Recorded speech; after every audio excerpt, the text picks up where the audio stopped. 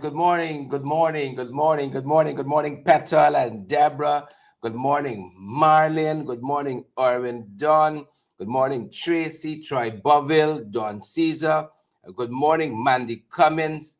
Hermione Glenn, good morning to you. Hermione Glenn Haywood, good to have you with us this morning. Deborah Clark. Chanel Wills, we see you, Chanel. We see you, we see you, we see you. We see you.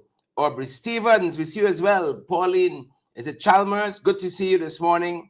Margaret, Journey with Margaret. Margaret, good morning. I see Humi is on with us. Humi is on with us this morning. It's not. I see Humi is saying we had many days off. Yeah, Friday was a holiday. Saturday, weekends we were off. Monday was a holiday. You know, we got to get a rest too. You know, we got to utilize the time to rest and recuperate, research and rejuvenate. Good morning to all of you. Troy Fraser, good morning. Edward Brooms, good morning. Sue Gate. Edward said, keep Sue alive. Yep. Sue. Who's Sue? Same Sue. What happened to the lawsuit? Slander and libel. What happened to it? Good morning, folks. Happy to have you all with us this morning. Wherever you're joining us this morning from, it's a privilege. A lot happening, as you know. A lot happening. How you folks are doing this morning? Plenty things happening. We're happy to have you all with us this morning. We hope you had breakfast already, or you're in the course of breakfast, or you're heading to breakfast. Please and thank you. You know, I want you all with us for a long time. Now it's not time to be playing, you know.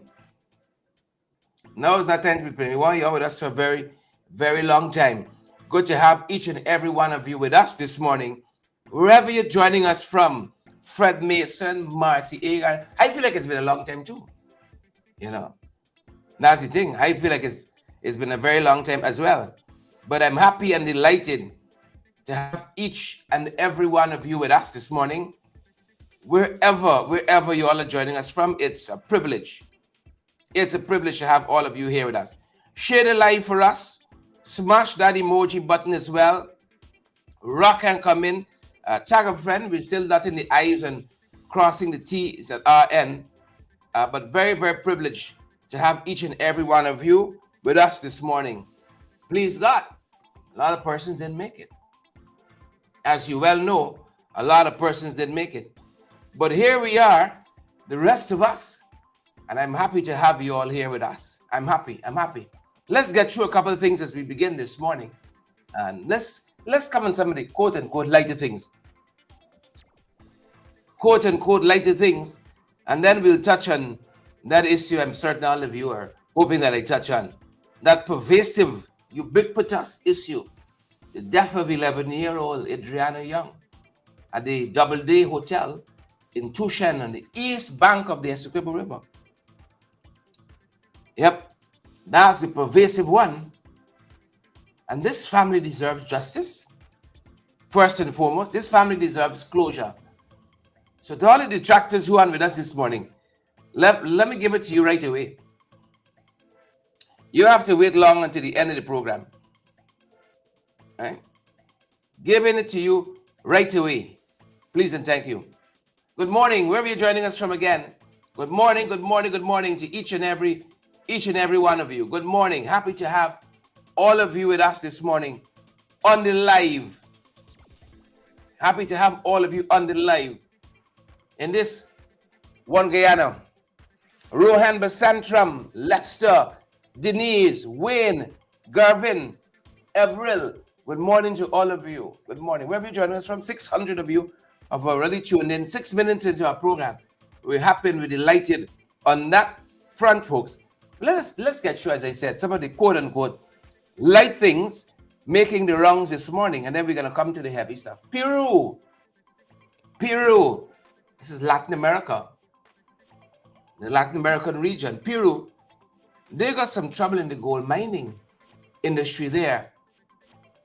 You know, we got a lot of trouble here. And like many of you of recent, I feel like just packing up and, you know, of course you gotta get somewhere to go to pack up.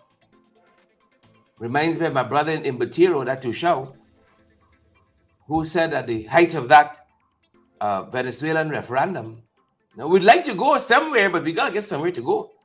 You know, I feel overwhelmed. Quite frankly, of recent, I feel overwhelmed. I've been searching my day just for a moment to be quiet. Even on the weekends, when we're off air, we're still working. Even on the weekends, just for a little quietude. I wanted to get away for the weekend, but then the funeral was happening yesterday, and you know, wanted to pay my condolences and of course bring you guys the valid and credible information too. So much for that, getting away, you know. But when we can, you know, these miners in Peru that lost their lives, they can. This is in the northern district of Peru, a place called Pataz. Hope I'm calling it right. And you had some miners, 13 miners there, who were kidnapped and murdered. What a world we're living in. Mining there has been suspended for 30 days. This is according to the president, Dana Balart, I think it is. Balart. 30-day suspension. And this investigation has been launched. They're under curfew in that area too, 6 p.m. to 6 a.m. Trying to bring some order back to this area called Pataz, the northern district of Peru. Pray for peace for Peru. You know, the whole world upside down. It's upside down. Brian Daniels, Isabella Butters earlier. Shamila Edgil. Shamila, good morning. If Shamila is here, it means you got Kukwani in the house. Good morning, Kukwani. Good morning, Shamila. Good morning, Claudine. Moms. Good morning to you, the entire home circle. All right. Simeon. Miss Simeon, the chairman of the NDC. Michelle, good morning. The entire home circle, good morning to you guys. Good morning to all of you. Port Kaitum in the house too. Good morning, guys. So our thoughts and our prayers with the folks there. Sheila Boychild, Alison, Mandy, Stan. Morning to all of you. Our thoughts and prayers are with the people in Peru. And then I saw some commentary on the Trinidadian election, which I found interesting. Not the commentary in and of itself, but the personality behind the commentary, Clement Rohi. Goat bite man, you all remember him? You all remember the man with the goat bite? Clement. Does that ring a bell? Clement Rohi. Yeah.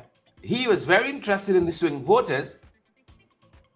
In his opinion, that tilt the balance for these elections in Trinidad and Tobago. Yeah, same Clement, former, what was he? His last substantive government post. I think he was Minister of Foreign Affairs. You think that bad? You think that bad? You think that terrible? Think that is a waste? With stiff competition. Clement, now he's a GCOM commissioner. You know, he wrote enough letters to the press. They give him GCOM commissioner. And now he's watching the swing votes. Watching the swing votes. He said the swing voters. I don't know if he's talking to his party in a roundabout way. He pointed out voter apathy. Listen to this. Disillusionment, internal party dissent. Right. Everything for the PPP might not spill into the public domain. But don't think you don't have internal party dissent. You catch a couple of the chats. You catch a couple of the chats for the PPP and you're going to see story. Oh, James come yesterday. How come he getting front row billing? How come he getting so much headlines? He come yesterday. Oh, Chase Green, wicked, stinking dirty. You catch the PPP chats and you would see story. You would see story. So again, goodbye, man, Clement, pointing out voter apathy, disillusionment, internal party, he said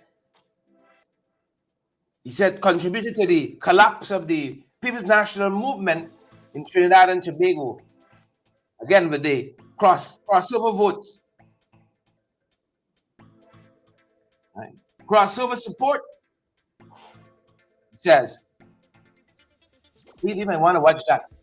You know, part of this whole thing we're seeing here, folks, FYI family, brothers and sisters, the people just won't get over this period in our nation's history. I'll show you just now. They just want to get over it. Come. Intern this girl quick. Intern this girl quick. Let's get on with it. They're so heartless. They're so callous. You know, they're not getting the political mileage they want out of it. You better deal with your voter apathy and disillusionment and internal party dissent. Right? Better deal with that. But that being said, folks, some other things we want to cover. You know, it's a first for Trinidad in lots of respect. The current Prime Minister, no longer elect, Prime Minister, second time around, Kamala Prasad Bisesar. 10 years ago, she was in government, Prime Minister, first female Prime Minister, second female Prime Minister. 2 terms now. Right? 2 terms now. You know, she hit the ground running. Then you got the president. Trinidad has a ceremonial president. And the leader of the opposition, they're all women. Right? The commissioner of police, substantive, is on suspension as far as I know. She, female also. Right? That'd make it 4. Police commissioner. I'm certain that's not an easy ascent by any means. First female GDF officer transitioned recently. Lieutenant Colonel Brenda Aaron, first female officer of the Ghanaian Defense Force. You gotta be tough. You gotta be tough for that. You know, thoughts and prayers with the Aaron family. What a legacy. First female officer. Gotta be tough. You know, you gotta go through to come true. You know, lots of us like the accolades, you know, but we like the process. You find A friend of mine used to say, you catch. We like the glory, but we like the story. Go through to come true. Well, this first officer, she did it all, boy. You know, did it all. We got some trailblazers. We got some women first here too. You know, passed away on May 4th. It says, leaving a legacy of groundbreaking service and leadership. She was recruited into the army on January 30th, 1967. Where were you on January 30th, 1967? I can tell you, you know, I was in the mind of God. He said, before you were formed, I knew you. I knew you. You know, I would come later in 79. Two people playing hanky-panky, footsie-wootsy. First commanding officer. Before joining the GDF, she was a teacher and transitioned to the military. Right? And of course, her first officer status marked a historic shift for the GDF in terms of women in national defense. Congrats to her. You know, Lieutenant Colonel Brenda Aaron transitioned on the 4th. Thoughts and prayers with her family. Stellar service to our country. Stellar service to our country. Good morning to all of you fantastic folks who are joining us this morning. And wherever you're joining us from, Rastaman, Sheila Boy Chan, and we're going to see some of these familiar names. I've had a tough couple of days. And I'm certain lots of you, this death of this young woman has shaken this country. You know, I know it shook me up a little bit. Death always does. Brings to the fore what is most important in your life. You know, always does. Shakes us up. So welcome to all of those who are joining us. Dunsford, Jeffrey, and Glenford Gordon, all the Fords. You know, Carolyn is here. Gloria Chester, all with us this morning. Good morning to you folks. Good morning. I see Magnet Barrow is here as well. Marcia Agard. Good morning to you. I see Gerald is here with us. Murrell is here too. Sandra Weeks, Shamila Edgel, of course, here with us. Good morning to all of you. Wherever you all are joining us from. You know, hope it's safe where you are. It's not the same in Karasabay. It's not the same in Karasabay.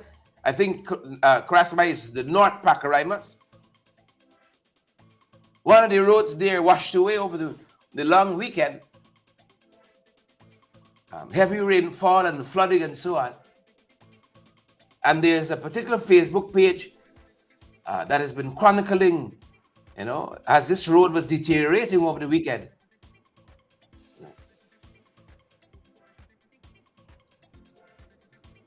Kudos to them. Right? Kudos to them. Kudos to them. Staying on top of this issue, I see there's folks as we're on this, there is breaking news happening right now. I note that in the police in Linden, they've been called into the Toucan Mall in Amelia's ward, where the body of one of the pool's maintenance man was found this morning in the pool facility. Right, the body of the pool maintenance man was found this morning in the pool facility. He's been identified as 67-year-old Henry Gardner, and he reportedly lived in the same compound as with other family members, and is a relative of the owner of the facility. Again, this is the Toucan Mall in Amelia's ward, and this news is coming out of a new source, Gordon Mosley's new source. Gordon Mosley's new source. They're breaking that. This maintenance man found dead in pool at the Toucan Mall in Linden, Amelia's ward in particular. Just wanted to stick that in there as they see it. So that's happening at that end, folks. And this Crassaby Road, as we said, been a section of the road has been completely, it's impassable. That's the last update I saw out of this Facebook page that follows the activities that are happening in Crassaby. The road has been washed away, and as they said, due to substantial heavy rainfall, sustained heavy rainfall. They said here in the reporting, it has created a hazardous situation near a vital bridge junction. Right? And of course, residents are calling for government's intervention, warning that the road is critical for transportation and supply access to surrounding communities. So we want to watch that. We want to, tis the season, heavy rainfall and so on, rainy season. Do we monitor these things? Do we monitor them? And that's one of the singular biggest problems we got in this country. We build roads and bridges and so on. Maintenance.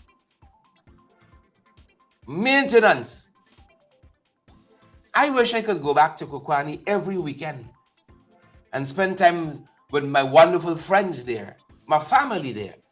I buy them over now. My family there in Kokwani, in their backyard, they got the Burbage River as the backdrop. You understand why you want to run away a little bit? But the maintenance of that road, we good at building things. So the folks are calling for the urgent intervention of the government where this critical artery in Crassaby is concerned. And then we got the Heroes Highway, aka Concussion Road. And I'm not only talking here about the quality of the road, which is the major thing. They didn't take us seriously. We tried to do our own civic duty. They said raise issues that you think ought to have a closer look by the government. We raise issues here all the time. But now they've labeled us rabble-rousers. And they don't listen anymore. But when the U.S. Secretary of State comes, Shamila Ejil, when the U.S. Secretary of State comes, and he said the whole team almost had a concussion. Now they come saying they're going to asphalt the road. They're going to asphalt, give a new layer. But outside of that, I'm coming to that specifically. Thanks to Starbucks News. Right? Maintenance. You drive that road any day. Recently opened about a year now, year and a half the most. Grass growing up. Right? They concrete everything now because they know maintenance. On the median, they used to leave that vacant to put flowers in. And we should. We got lush vegetation, not just bush. They concrete everything, even through that grass growing up. Tons of sand accumulating, at the side of the median, side of the roads going down. And then they build the road, and then they're breaking up piece to put something else. Maintenance. Loretta Argyle, thanks for your contribution. Part of the road, the paint work, gone long ago. The thing looks bad. The paint is peeling. Peeling badly. The thing looks terrible. And then you come to the concussion nature. Well, I saw Sabbath News has done a report on this. And Sabbath News, even though Irfan says that it was always our desire and will. It was always in the plans to asphalt the road. It was always the plan to asphalt the road. Sabbath News said they can't find no prior documentation. They can't find no prior budget allocation with reference to such a plan. I'm grateful for good journalism. Now, Guyana Daily Lies, I am grateful for proper journalism. Even though he said it was always, it was never supposed to be left as a rough concrete road. No. We can't find a hint of anything they've said in the past, Troy Fraser, Ernest Elliott, Eva, Sadie. We can't find a hint of it. Where did they say that again? Going to have 1,400 of you, almost 1,500 watching us this morning live. Going to have all of you on this morning. Share the live for us. Smash that emoji button. So here is Tabak News saying we can't find any reference in any budget. Because if you're going to asphalt it, you got budget for it. The money just fall from the sky. So where in the budget is this allocation for this? Thank you, Sabbath News, for keeping them honest. Thank you. Thank you. So is it, I'm going to ask you the question, is it that the U.S. Secretary of State, Marco Rubio, his commentary, his criticism has influenced this sudden decision to asphalt? Is it? That's the question I'm asking. Alice says, no. We've always. So we can't find a hint. We can't find a hint. Thank you, Beatrice. Thank you so much. She's called, I've called to no avail. But thank you, Beatrice. Thank you. Thanks for the take. Thank you, Beatrice. So we're watching that, folks. We're watching that. And as we come into the main issue, as we come into it, this attack on the students, I think Chateau Margaux Primary, right? I saw one letter in the press today by one Rayvon Bourne. Rayvon wants to know, why has there been no arrests in this incident? No wanted bulletins put out there. I know some of you smart. Make it make sense. No wanted bulletin, no arrests. I see folks share the photograph on social media all the time of the alleged perpetrators. Right? 3 students and a teacher were injured outside the Chateau Margaux Primary School on April 28th. And if my numbers are correct, April 28th was the day of the autopsy with Adriana Young. April 28th, 3 students and a teacher. And to date, according to Rayvon Bourne, we can't get any proper investigation, any proper update. We haven't seen any wanted bulletin. We haven't seen any arrests. Reprehensible act, nonetheless. That should be condemned and is condemned by all of us. But the same alacrity, swiftness, dispatch. You see other wanted bulletins and other arrests. Come on now, this is very serious here. We got to get to the bottom of this. I've seen reporting elsewhere that says it has no connection to Adriana Young. It's some domestic problem that spilled over and people get caught in the crossfire. But we want to see the arrest. We want to see a proper investigation. Please and thank you.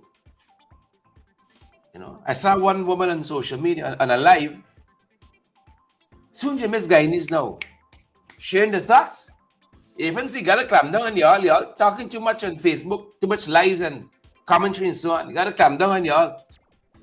Bring me like North Korea. Kim Jong-il fun. You gotta clamp down. She said, how come the family of Adriana Young hasn't been invited to State House? But quick. Quick. That's what the lady said in her live. I didn't say I want them to go. There's the lady said, how come? These students and teachers could be assembled quick. But let justice come for them as well. These 3 students and teacher that was harmed in this attack, let justice come for them too. Somebody pushed it over and distract me. Let justice come for them too. Reprehensible actions. Domestic or otherwise, same reprehensible. Same reprehensible. Same reprehensible action. And then I saw the chairman of the Cooperative Republicans of Guyana, right? Jamil Changli, leader of the Cooperative Republicans of Guyana, talking about a rival day. And that what is supposed to be a happy day for Guyanese still got much of us separated, divided in this one Guyana. 5 years later, you see, the thing never had substance to begin with. This one Guyana mantra, what they want to call a movement, what is it about? Huh? What are its core tenets? What is the aim? It was hollow from the inception. Hollow. Changli points out racial division, cultural hostilities. Still, right? And espousing that, this is Changli from the Republicans of Guyana. He said peace and unity cannot be achieved unless all communities, particularly Indian community, the Indian community, are allowed to celebrate their heritage without fear of violence, discrimination, and ridicule. I saw Mr. Norton, leader of the opposition as well, saying that May 5th should be Indian Arrival Day. May 5th should be in celebration of our Indian brothers and sisters who crossed the dark waters. Should be set aside to celebrate them, how far they've come, where they've come from, how far they've come, and where they are now. Where they are now. But interesting letter by Jamil Changli, leader of the Cooperative Republicans of Guyana. Very, very interesting letter on his part. And then we got Polster,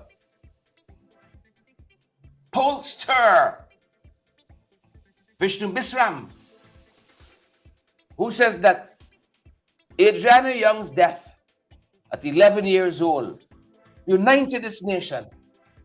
And we've seen the outpouring all over the world. You can't put this thing in a bottle and cover it down 10 times. United this nation. And then Bishram says, protest divided it. Divided it. This is another letter to the editor. It says that 11-year-old Adriana Young's death has stirred national mourning and has been one of the most powerful in decades. I saw international artists and people in far-flung places in the world paying homage, paying their respects and calling for justice. The important thing here, calling for justice. Justice. That's what's needed. Justice. So much has transpired over the last 72 hours. The nursing assistant, the voice note.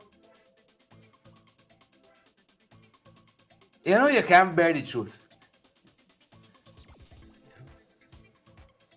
You cement the road how much you want, put the truth underneath and asphalt over it. You can't bury it. You can't bury it. The people, the intellectual authors who killed this little girl, who know who killed this little girl. All of them got a day, you know. All of them have their day. All of them. And there was a beautiful program. I said to you, a lot has happened over the last 72 hours. We saw Dr. Dexter Todd, attorney at law and an expert in his own right in forensics, join the legal team for the Adriana Young family. And he was on Nation Watch over the weekend, spitting truth, as we say colloquially. Spitting truth. And one of the things he said is that the value for human life across the board, and if you're an ardent viewer of our program, you know we've said this often, life in Guyana too cheap. That's our version of it. He says value for life in Guyana. There's none. There is none. And that is why you see a certain approach to these issues. Take a look at somebody said. It really goes to the value, how we value life in this country. How we value life. Mr. Slow was correct when he said that this Young's matter is not an isolated matter. It is a pattern of how we have been treating deaths in this country. That we are callous with the investigation. That we depend, and if you look at case laws and what is happening in the court, 90 or 85% of the cases are moving away from this, what you call alleged IC witnesses. And they are moving to have the applied science to this matter. Because forensic science cannot lie, it connects to you. And so this type of what has happened in this investigation, and the fact that the place was burnt, yes, it might affect the extent of how you were able to traverse the crime scene, but it does not affect a proper scoping, combing of and analyzing of that alleged crime scene. To this day, that place has not been cordoned off as a crime scene. To this day, no police has said no persons are barred from going there. You're seeing photographs left and center all over social media are showing different position of the building and rooms and access and on all of that. Absolutely nothing. How are they able to get that? That should have been revealed through or after the crime scene would have been properly analyzed and open to the public.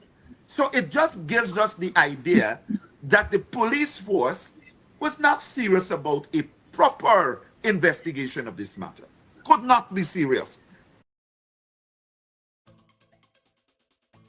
There you have it, Dr. Dexter Todd sharing a panel there with former Assistant Commissioner of Police, retired Assistant Commissioner of Police Paul Slow, and of course, the host of Nation Watch, our brother Marvin Williams, over the weekend. Value for human life. We don't value human life in this country. And enter Adriana Young in all of this. Enter Adriana Young. So, Vishnu Bisram, in his letter this morning, he's called for accountability, police reform, and a recommitment to national unity, lamenting how quickly a united conscience was crippled by division. You know, we got a long ways to go, folks. We got quite a way to go, quite a way yet to go. An interesting column in today's Guyana Times, and this is what I was alluding to when I said the government want to come past this. They want to go back to the status quo, corrupt police force, corrupt government officials. We had 2 U.S. reports that told us that. Right? We had the Transparency International Corruption Perception Index, says government corrupt, captured by elites. right? The public sector captured by the elites. And then we had the report of most recent vintage saying pretty much the same thing. Corrupt top to bottom. They want to go back to that status quo. So here's this Guyana Times eyewitness column saying that the country has been waiting to exhale. You know, the country wants to bury this girl and move on. A lot of tension. Jesus Lord. A lot of tension. Right? Listen to the first paragraph. I'll give you the first sentence. There's no question, the eyewitness says, about it. There's no question about it. Everyone had been holding their breath for the announced funeral of Adriana, who by this time doesn't need the 11-year-old girl who had drowned tag that was to be held yesterday, which was a public holiday, Indian Arrival Day. Now on the morning of the event came the announcement by the mother, without offering explanation, because she owed you an explanation, that the funeral had been postponed. What the heck's going on? Guyana Times. Right. Their cousins to Guyana Daily Lies. His dear daughter was murdered. So let's move on. Inter her and let's move on. Right? In this column,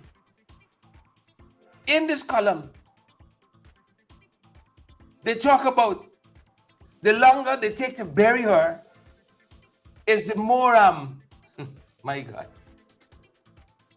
is the more the country could be destabilized, to put it bluntly. And the more the issue will be weaponized and politicized. So put her in the ground and let me move on. Yeah. Because why? We're waiting to exhale. You see? We are waiting to exhale. So there's been no explanation, according to eyewitness, from the family. And therefore, there are implications for public safety and political stability. Unbelievable. The family caused that. Because they're not ready to bury the daughter. The family, according to Guyana Times.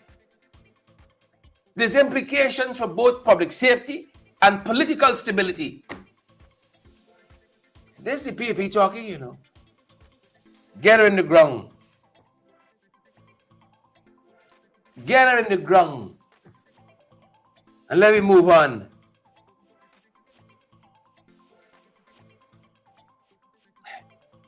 We get the government we deserve. We got a far way to go as a country. A far way.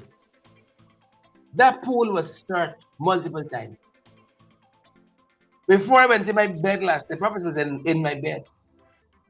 I saw somebody share on social media the video again with critics walking around that pool. You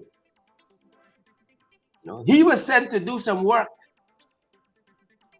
And what he meant for bad, he and his handlers turned out for good. Walking around the pool saying, I did right here, the body's not in this pool. Others walked the pool. They walk around it. The pool was searched several times. The body was not in the pool. And then here is PPP Guyana Times saying we're waiting to exhale. That's the header for the column, you know. Bury the girl. We want a public safety, political stability. Well, if an 11-year-old dead girl could cause, you know, our country to be so fragile, my Lord. Where are we at 50 plus? Where are we that a whole political class could be running scared because they know who killed the girl. Bury she quick. Bury she quick. Bury she quick. Again on this program, Nation Watch, over the weekend. Lead counsel now, he's joined the legal team for the family, Dr. Dexter Todd. He proffered that this whole investigation was 100% chaos, top to bottom. 100% chaos, top to bottom, complete chaos. Take a look. So really and truly, this what you're seeing here is a complete, not 90, not 80, 100% complete chaos. And of course, outside of any type of forensic approach. And so immediately, I think the police's posture from the onset started and set the platform for there to be a contamination of the entire case and contamination of the entire evidence, because posture was bad. Even if, I mean, clearly you don't have, at that time, I don't predict you had a medical doctor to pronounce the child dead, but common sense will tell you, and from your observation, that you cannot remove that body. What should have happened is immediately there should have been a forensic doctor who would visit at that location, and so that important samples are taken at the scene immediately. So this here, what happened, if you look at developed countries, and even look at some of the countries in Africa, you will never see that posture, because immediately when you're dealing with forensic investigation, you need to, because immediately you have to know who is the head of this of the forensic team, who's heading the forensic investigation, who is giving instructions in relation to other members of the forensic team, who are giving instructions to them. You saw none of that. With all the training that is available to the police force, you see absolutely no operationalizing of that training at all. A complete setup for a failed case. That was a complete setup for a failed case. Yeah. Dr. Dexter Todd there, you heard it. You agree with him? A complete setup for a failed case, he says. Complete setup for a failed case. You agree with him? And we learned this morning that the fire at Doubleday Hotel is being investigated by the Ghana Fire Service.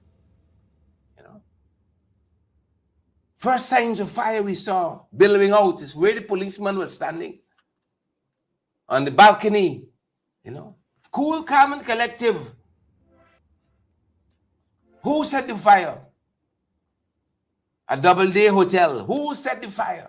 Fire services being investigated. The public is going to know once they complete the report. Who set the fire? What are the origins of the fire? Again, on Sunday's program, Nation Watch, the panelists said that the Ghana police force incapable of carrying out this investigation. Why hasn't the FBI been calling? Now, we heard from the ABC EU countries yesterday. Why so long to get a response out of them too? But that notwithstanding, why isn't the FBI, Scotland Yard, the Canadian police mounted branch, why haven't they been calling?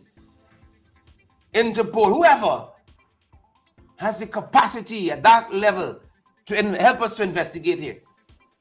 Help us to pursue the truth wherever it leads. Why haven't they been calling? Here's some of what they said on the panel on Sunday. Nation Watch. The police force is incapable of handling the investigation of this matter. Incapable. They cannot, from each and every step which has been mismanaged. each and every step of this investigation, which has been mismanaged.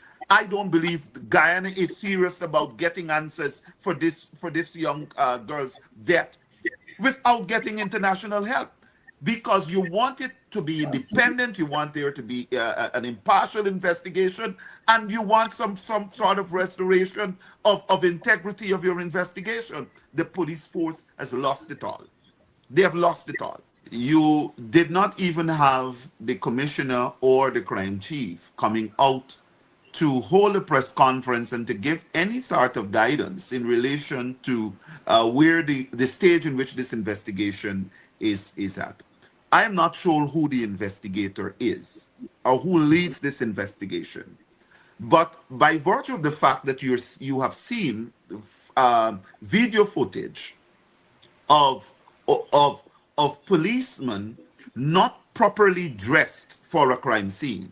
There are questions in relation to part of a policeman's pants wet, etc. Now that police officer might have been doing his work, and I would want to give the police officer the benefit of the doubt to say he is able to be able to explain or to justify the status of his clothing.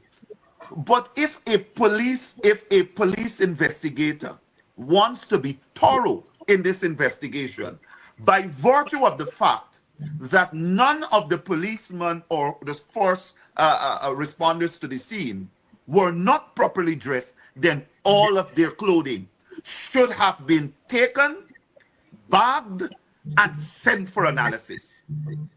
All of their clothing. Because what you might not have gotten from the deceased's body by virtue of the fact that she was taken out of a pool, you might very well get something from another clothing which raises or which points to some further investigation. Yeah. Again, there you have Dr. Dexter Todd, now lead counsel on this case for the young family, saying top to bottom failures.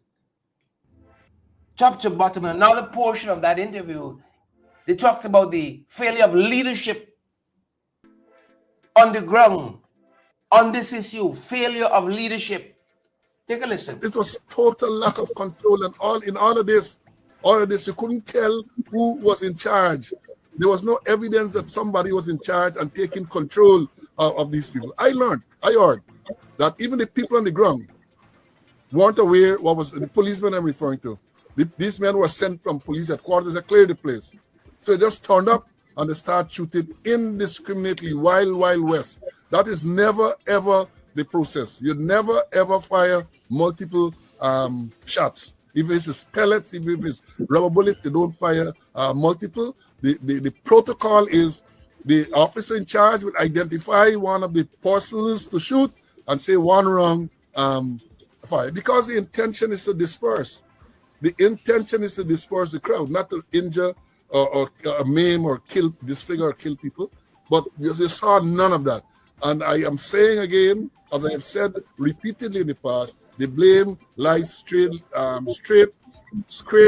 on the shoulders of the man who's in charge of the force, that's the commissioner of police. I predicted, and I made the point to some colleagues, I say, no, they're mishandling this thing, because they ought to have anticipated that if a result of the postmortem examination did not, let's say, accord with what the people believe, especially if they said, Jongden, you're likely to have a reaction. And I told my colleague, I said, look, what they got to do is make sure that the doctors, right, relate to the media that the fact that they said that Jongden is the cause of death, that is not the end of it. It might still be a homicide. And that may have quieted people down, because what happened, in my view, is that because you said Jongden, people believe they're saying that she drowned in the pool. Because even if it's Jongden, where did she drown? And these things weren't explained. It's what happened there on last week Wednesday, last week Thursday, and then Monday the postmortem is a classic example of how it should not be done. That is a classic how it should not be. They did everything. There's nothing that I can see in this whole thing that was correctly handled, not only by the police, But I would have thought the people of the Ministry of Health, in relation to the same release of the autopsy finding, that they would have had a role in it. But long after now, today, the Minister of Health, Dr. Frank Anthony, come out and now talking about the food. I mean, it's disingenuous. They did not do what they were supposed to do, and they have to share a lot of the blame of for the mayhem that took place. Yeah. As I said, folks, retired Assistant Commissioner of Police Paul Slow weighing in along with the now lead counsel for the young family, Dr. Dexter Todd, on Nation Watch over the weekend with host Marvin Williams. And finally, one of the other issues they turn to is that cover-up equals complicity, and again calling for international assistance here in this investigation, restating that the Guyana Police Force is incapable of investigating this matter. They've already been weighed and found wanting. So they're incapable of dealing with this matter. Finally, if you try to cover up, or if you try to, you're an accessory. You're not just negligent. You're an accessory to a crime. So I would wish, and that is why we say, if they really want to get to the bottom of this, let's bring in international investigators, because I do not believe that the police force, the Ghana police force, has the competency to properly investigate this matter. And let me say too, they like to default to the RSS. If you want to get to the bottom, then bring credible people. I read something this morning where there's some group of persons, some organization willing to pay for the FBI or the Royal Mounties or Scotland Yard to come and do a proper investigation. They're willing to foot the bill, and that should not be, because we have all these resources. The president said that he's going to spare no resource to make sure that we get to the bottom of this. If you want that, then ask the FBI to come and conduct the investigation. But even then, it's likely to present a challenge, all because the police did not do, the Guyana police did not, they never, up to now, they have not preserved the scene where this body was found. And the scene where the body was found should have been a crime scene. People are saying, well, you had fire, and not at all. A proper forensic examination, even after the destruction, can very well find evidence linking one or more individuals to this crime. And let me say this before I come up in. Interestingly, a lot of people have perhaps not picked up on this.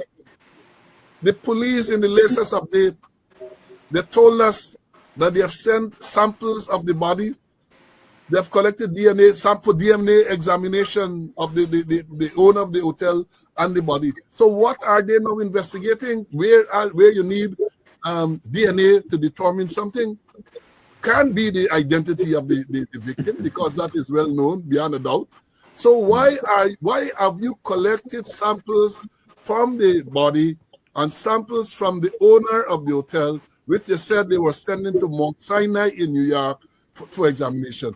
That is a mystery to me. I don't know, because I've said you can't be that you want to identify the body. Sometimes you find a body in an advanced state of decomposition. You will need, or if the body is born beyond recognition, you might have DNA tests to determine who the person was. In this case, that is not so. So why have you taken samples to be examined? Samples from the body. Yeah. Retired Assistant Commissioner of Police Paul Slow there, along with Dr. Dexter Todd, now the lead lawyer for the young family, and again, host of Nation Watch, Marvin Williams. Breaking it down for you, folks. Breaking it down for you. And of course, you know the 11-year-old Adriana Young's death has gripped this country like no other issue has for a long, long time. We're going to continue to bring you the updates here. We're going to take our leave now and come back to you on the other side of the day with any additional information that we have, if not throughout the day. Thanks for joining us this morning. We leave it there. Thank you guys so much for joining our broadcast. Wherever you're joining us from, share the live, folks. Smash that emoji button for us. I see Roxanne is here with us, and Jilly G has joined us, and Joel Ward too, and I see Roxanne Garraway and Andrew Griffith. Andrew, good morning. Don and Dougie, good morning, guys. And Patricia Fraser is here too. Karen Mohammed is here as well, and Deborah Clark, of course. Bertrand Henry, good morning to each and every one of you. We leave it there this morning, guys. We leave it there this morning. Frank and FYI family, Ariel Hector, Lester, and all the other folks, Shamila, Deborah. I see we got Sonia Massey come on as well. Belated birthday, Sonia. Belated birthday, Carrie, and all the other folks joining us this morning. Maxine and Colin and Nadine, Ray, Shamila, and the entire home circle there, and Kukwani, Deborah and the Barbadian FYI family. Good morning to all of you. Thanks for joining us. Rihanna Mingo joining us from Toronto, Canada. Good morning, Rihanna. Thanks for your time this morning. I see Natasha Murphy's on with us as well. Folks, there's where we leave it. Share the live for us. Smash that emoji button. Please and thank you, Mark and Gwyneth, Donna, Desiree, all the others watching us this morning. Stay safe. We're going to see you guys on the other side. That's the time. That's our program. Have a fantastic day. Stay safe.